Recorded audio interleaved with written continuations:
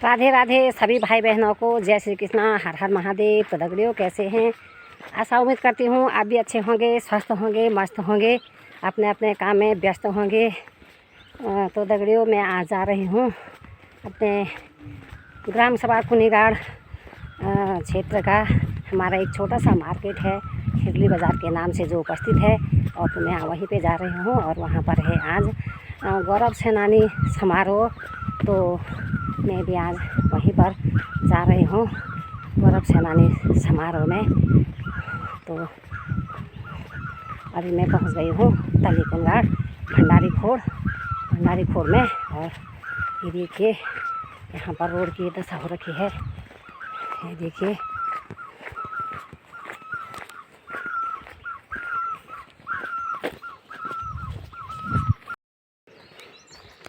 बहुत ही खूबसूरत नज़ारा, ये देखिए।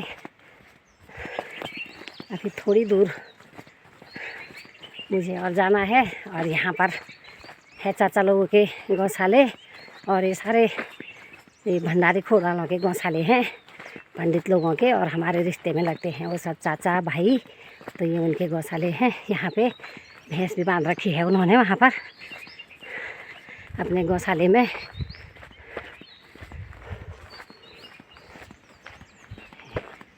पीछे से गाड़ी भी आ गई।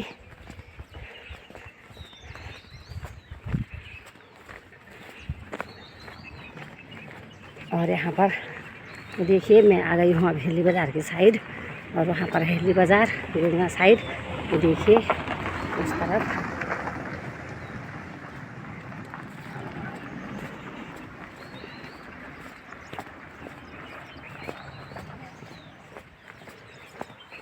गाड़ी ने भी धूल कर दिया भाई। और यहाँ पर है बहुत बड़ा ये सिमल का पेड़, बहुत सारे सिमल के फूल लगे हैं इस पर। सिमल की सब्जी बहुत सुंदर होती है, बट निकालेगा कौन? बड़े बड़े पेड़ होते हैं इसके, इसमें तो कोई चढ़ नहीं पाएगा। पत्थर मार मार के निकालते हैं लोग, जब खाते हैं तो कोई पुराने लोग बहुत अच्छी चीज़ें बोलते हैं इसके लिए। और एक पेड़ यहाँ पर भी है ये सिमल का, इतना बड़ा पेड़ है, और बहुत सारे फूल लगे हैं इस पर सिमल के।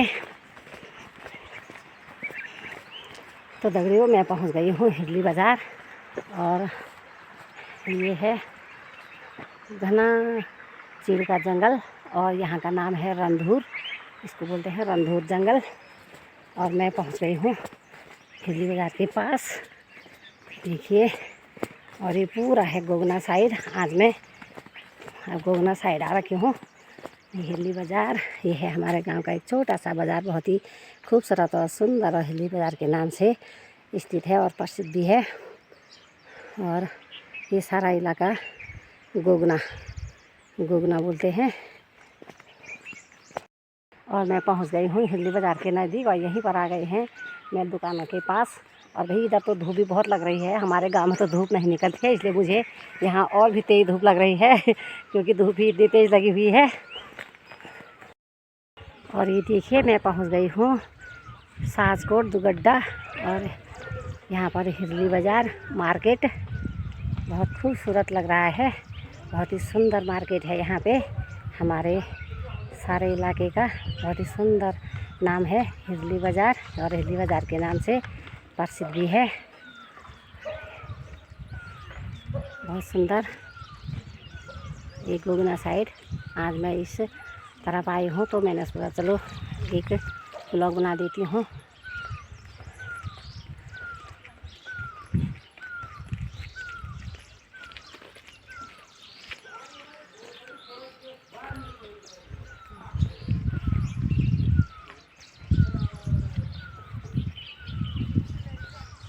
अभी लोग भी वहाँ पर सारे जुड़ गए हैं, और मुझे भी देर हो रही है, और मैं और घर से लेट हो गई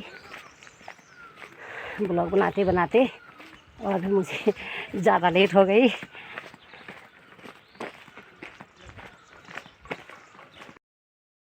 क्योंकि यहाँ पर यह फंक्शन है गौरव सेनानी संगठन की मीटिंग का, लेकिन खास जानकारियाँ मैं आपको दूंगा, थोड़ा मैं बैठ के ही बताऊंगा आप लोगों को, क्योंकि मैं इसमें थोड़ा सा मेरे डायरी में मैंने नोट किए रहते हैं। नोट ऐसे कुछ नहीं किया हुआ, लेकिन सबसे पहली चीज़ तो मैंने पिछली बार भी बोला था आप लोगों को, लड़कियों का तब तक किया जा सकता है जब तक कि लड़की की शादी नहीं होती या वो सरकारी नौकरी पर नहीं लगती। दो चीज़ें, लड़की जब तक माँ बाप के घर में है तब तक वो पक्का वारिस होती, पेंशन का हकदार होती है। हम लोग बोलते हैं क्या 2 बच्चों पे मिलना है, अगर 5 बच्चे हैं, 6 बच्चे, 10 बच्चे हैं, सबका भाग आदेश करना चाहिए फौजी आदमी को, क्योंकि फौज की तरफ से वेलफेयर बहुत सारे हैं। भगवान न करे किसी के साथ ऐसी घटना हो जाती कि पूर्व सैनिक और उसकी पत्नी की मृत्यु हो जाती है और लड़के 25 साल से कम है, लड़का है चाहे लड़की है, तो 25 साल से कम जो सबसे बड़ा बच्चा होगा, चाहे वो लड़का है चाहे लड़की है, उसको पेंशन लागू होती है, फैमिली पेंशन, बशर्ते बच्चे का भाग आदेश वो रखा हो। अभी ये भाग आदेश मैंने सबसे पहले इसीलिए बोला कि आपके डॉक्यूमेंट में आपके बच्चों का नाम होना चाहिए। जैसे ही पहला लड़का, अगर लड़का है उसको 25 साल हो जाते हैं तो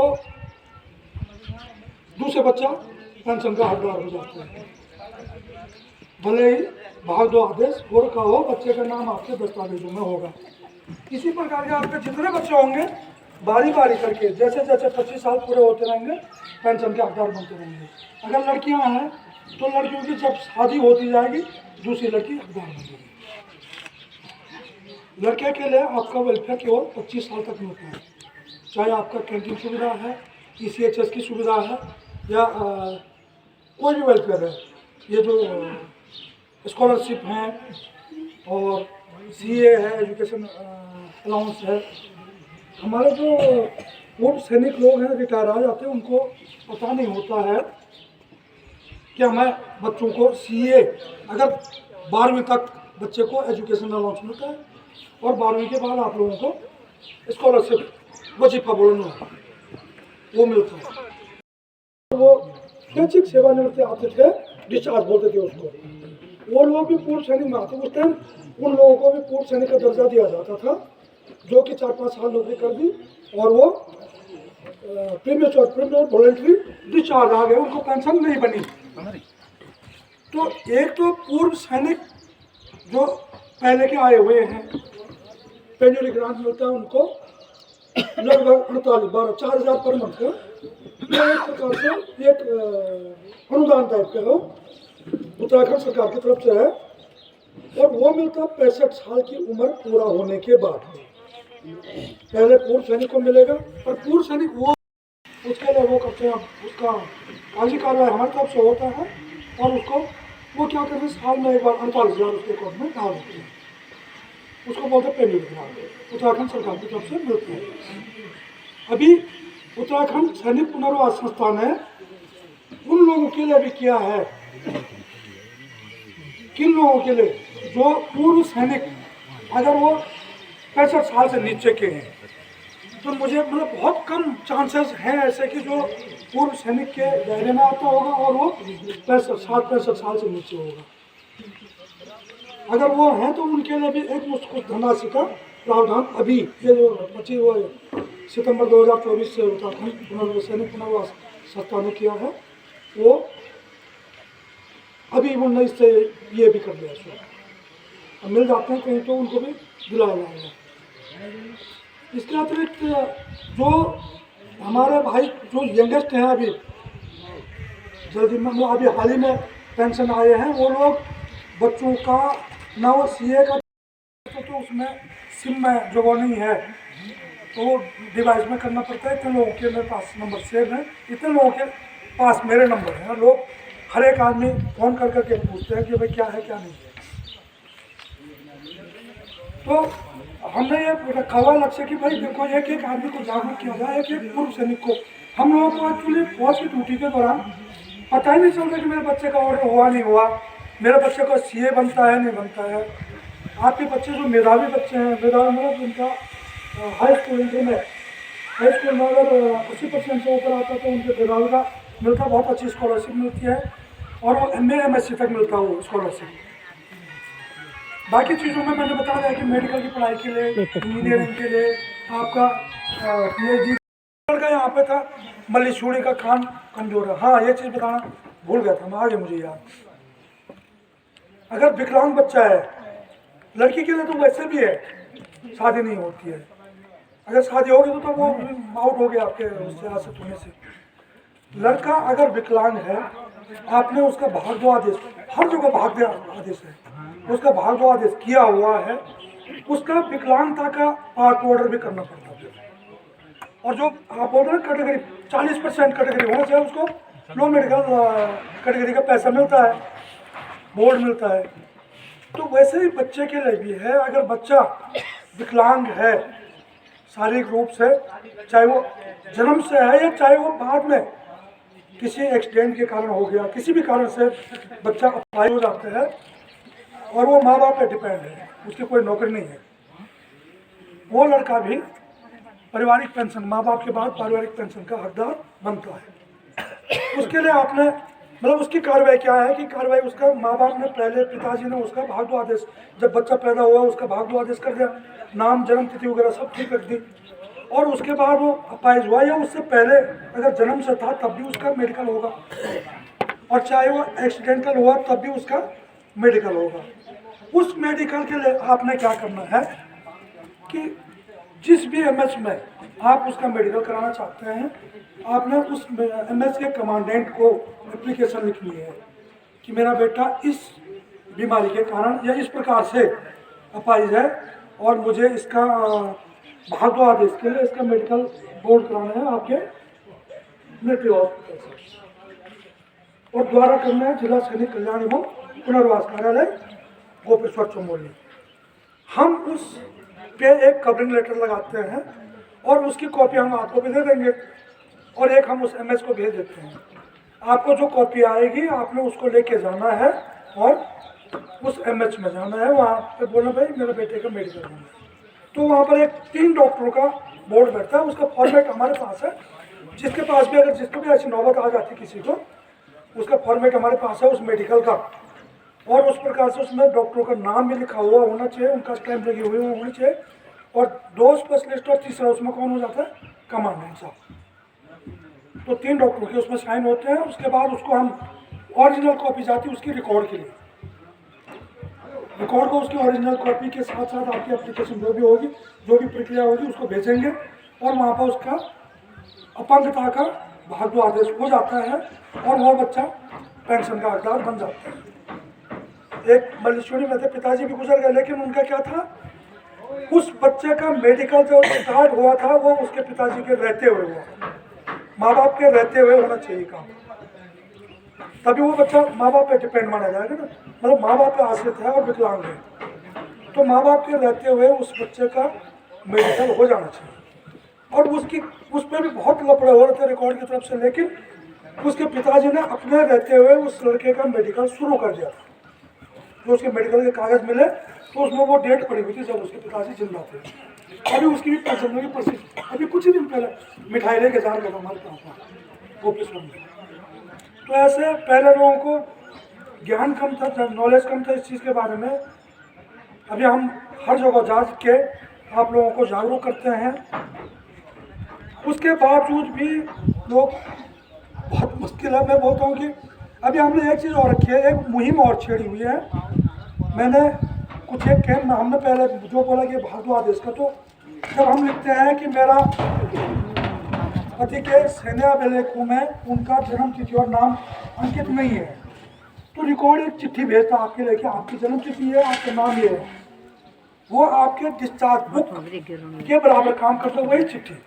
उस चिट्ठी को आपने डिस्चार्ज बुक के साथ साथ बराबर संभाल के रखना है, उसमें रिकॉर्ड की ठप्पा और आपका भाग दो आदेश नंबर डाला हुआ होता है। तो वो कागज जब आपको रिकॉर्ड से आ जाता है, आपको कोई जरूरत, मतलब जरूरी नहीं कि आपके उसमें डिस्चार्ज बुक में एंट्री हो, लेकिन आपके पास वो चिट्ठी है, वो भी डिस्चार्ज बुक के बराबर काम करेगा भाग दो आदेश। तो अपंग बच्चे का भी मैंने आप लोगों को ये जरूरी है, मैंने तो भगवान ना करे कि किसी के साथ ऐसा हो, लेकिन अगर होता है तो फौज की तरफ से सारी सुविधाएं, और पेंशन के बारे में जो मेरी नई मुहिम मैंने अभी इस साल शुरू की, मुझे ये पता चला कि लोगों को पेंशन कम मिलती है, उनको पता नहीं कि मुझे पेंशन कम मिल रही है। ये OROP जो 3 रिवीजन हुआ, अब आप लोग बोलेंगे कि मेरा अभी लोगों का आ गया, मेरा नहीं आया। सबसे पहले OROP 191 पेंशन जो रिवीजन हुआ है 2014 से पहले वालों के लिए हुआ है। जो लोग 2014 में रिटायर, 14 से पहले रिटायर आ गए, उनका रिवीजन हुआ 2014। उसके बाद दूसरा रिवीजन किसके लिए हुआ? जो 14 के बाद और 2019 तक आए, उनके लिए हुआ। लेकिन बाय चांस किसी का 2014 से पहले वालों को छूट रखा था, उनका भी उन्होंने रिवीजन किया है। उसके बाद तीसरा रिवीजन हुआ है 2024 में। तो 2024 में कहाँ से हुआ है? 19 के बाद हुआ है और 24 तक इतनों का रिवीजन हुआ। उसके बावजूद भी मैंने अभी यहाँ पर टॉप से मैं एक कैंप लगाया था। मैंने कहा भाई आप लोग अपना डिस्चार्ज बुक और पासबुक या पेंशन स्लिप, पासबुक या पेंशन स्लिप दोनों में से कुछ भी ले आओ, हमें आपका लास्ट पेंशन कितनी आई हुई है वो देखने को मिल जाएगा। और आपके डिस्चार्ज बुक से आपकी सर्विस रिकॉर्ड कि 15 साल किया तो 15 साल के सिपाही के लिए कितना है, नए के लिए कितना, हौलदार के लिए, इस प्रकार से चार्ट है हमारे पास।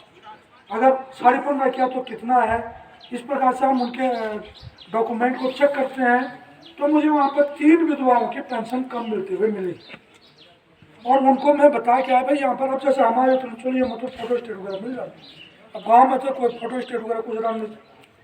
तो मैं बोल भाई तुम ये टाइमली हमारे पास भेजो। तो एक विधवा का कागज आया मेरे पास अभी तक। उसके बाद लोग सो जाते हैं, उनके भलाई के 2-3 हज़ार रुपये कम मिला महीने का। उसके लिए हम बोलते हैं तुम इसके लिए कागज़ भेजो, फिर भी कागज़ भेजने के लिए तैयार नहीं। आप ही हो जाओ बोला को बोल, जब तक आप चिल्लाएंगे नहीं तब तक कोई आपका पैसा देने वाला नहीं।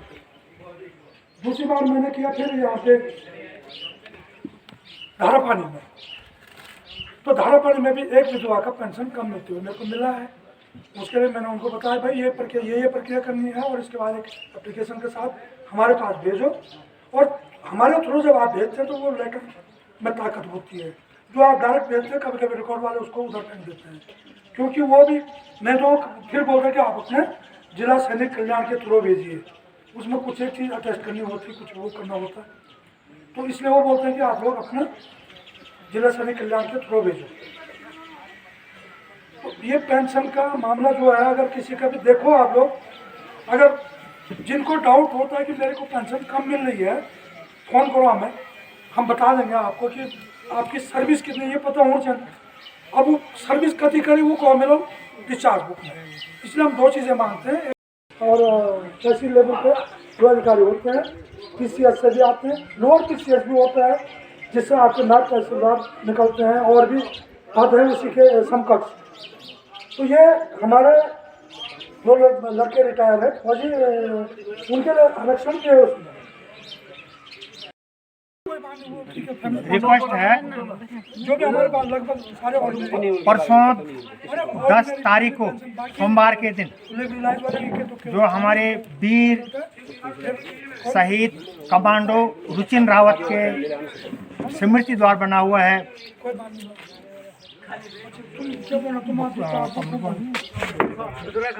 खजूर खाल में, उसका उद्घाटन है। माननीय हमारे नोटियाल जी आ रहे हैं उसको उद्घाटन करने के लिए। सभी लोग 10 बजे खजूर खाल में अमर शहीद रुचिन रावत का स्मृति द्वार के उद्घाटन पर उपस्थित होने का कष्ट करें। टाइम 10 तारीख 10 बजे। दूसरी बात, इस बार शिवालिक मेला 12 मई को पड़ रहा है। 12 मई को बुद्ध पूर्णिमा है, उस दिन शिवालिक मेला पड़ेगा। सभी लोगों से आग्रह है कि अपनी संस्कृति, अपने रीति रिवाज का संरक्षण करने के लिए मेले में प्रतिभा करें, बढ़ चढ़ कर हिस्सा लें। चांचरे लगाएं, गीत गाएं, पौराणिक और शिक्षा पर, जिससे हमारे बच्चों को भी पता लगे हमारी संस्कृति क्या है। मंदिर का काफ़ी जीर्णोद्धार हो चुका है, काफ़ी लोगों ने नहीं देखा होगा। मंदिर काफ़ी भव्य रूप में बन गया है। हमारे परम सम्मानित सूबेदार आनंद सिंह कैलाश साहब ने मंदिर को जीर्णोद्धार के लिए 50,000 रुपये दिए थे और मेले के फंड से 25-30 हज़ार रुपये हम उन्होंने लगा करके वहाँ पर टाइल्स वगैरह वगैरह जो है, बाउंड्री, उसकी हाइट, उसका पूरा बना दिया है। जिन लोगों ने दर्शन नहीं किए कर सकते हैं। तीसरी बात, मेरा एक पॉइंट है, मतलब जिसके लिए हम कार्रवाई करना है। अभी जब 3 ग्राम सभाएं हम इस शमशान घाट पे डिपेंड करते हैं, कुनिगार, मल्ली, भंडारी खोड़ और गोगना, तो हो क्या रहा है कि वहाँ पर पलायन की वजह से या रोजी रोटी के चक्कर में सब लोग बाहर चले गए हैं। अमूमन वहाँ पर लकड़ियों की कमी पड़ जा रही है। तो हम माननीय डीएम साहब को चिट्ठी लिखेंगे कि वहाँ पर एक लकड़ी का टाल होना चाहिए, चाहे वो संबंधित विभाग को, चाहे जंगलात के विभाग को दें, किसी के द्वारा कोई ठेका में दें, जो हम पैसा दे करके खरीद करके लकड़ी का इस्तेमाल कर सकें। क्योंकि 2-3 महीना पहले भाई प्रेम सिंह गोगना मल्लक, उनका देहांत हुआ था भाभी जी का, तो लकड़ियाँ कम पड़ गई। इसी प्रकार से आने वाले समय में ये समस्या और आने वाली है। तो मेरा अपना व्यक्तिगत वो है कि हम इसमें आगे प्रशासनिक कार्रवाई करें।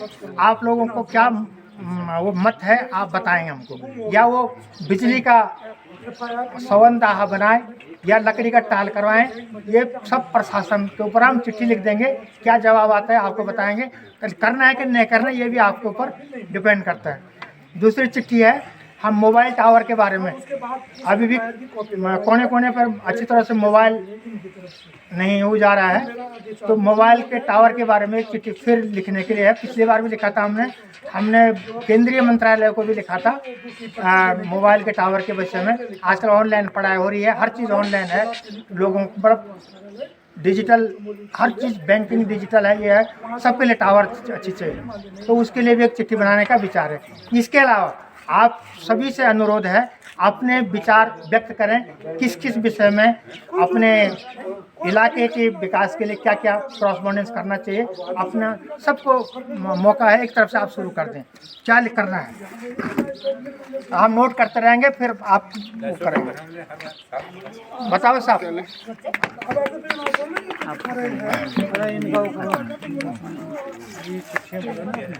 इनके बारे में करना ही नहीं करना,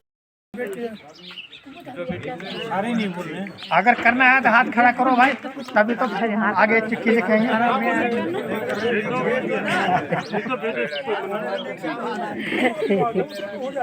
कार्यक्रम को आगे बढ़ाते बात साथ है नहीं होता, साथ साथ विचार विमर्श करते रहे। हमारे भी जनप्रतिनिधि लोग भी हैं, जरूर उनकी भी राय लें और फिर हम आगे बढ़े। तो जनप्रतिनिधि क्रम में सबसे पहले माननीय लीलाधर जोशी जी, इसमें आप आ जाओ, वो है नहीं अभी, कहाँ है आप आ जाओ। माननीय प्रधान जी भंडारी खोड़, इसमें प्रशासक हैं, आप आइए और अपने विचार। अच्छा भाई साहब बोले, हाँ अच्छा ठीक, आप बैठिए, फिर आपका ले लेते हैं ये आगे। हाँ बोलो। हाँ हाँ बोलो ना। अगर इन जो हॉल है श्यामसिंह साहब का प्रस्ताव नहीं लगा पाए, हाँ हाँ क्योंकि वो उसके 3 प्रेसिडेंट थे। हाँ हाँ हाँ, पर लेकिन वो हमारे संगठन का सदस्य तो था। हाँ वही तो हम आपसे राय लेते हैं। उसके रूप में तो हमको ये भेदभाव तो नहीं करना चाहिए। बैंक के लिए भी आदेश ऐसा है ना, तो उसके लिए